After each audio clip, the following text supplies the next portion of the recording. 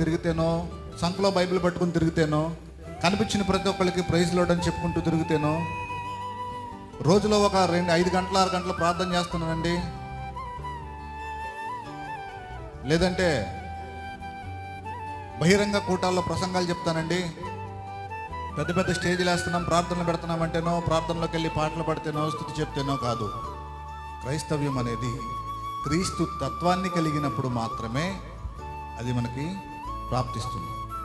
Praise lord, హల్లెలూయా.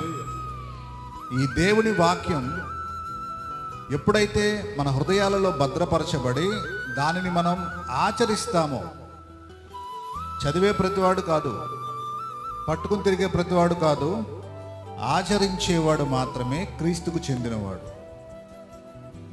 Praise Lord. దేవుని వాక్యాన్ని ఆచరించిన వాడు మాత్రమే క్రీస్తుకు చెందినవాడు.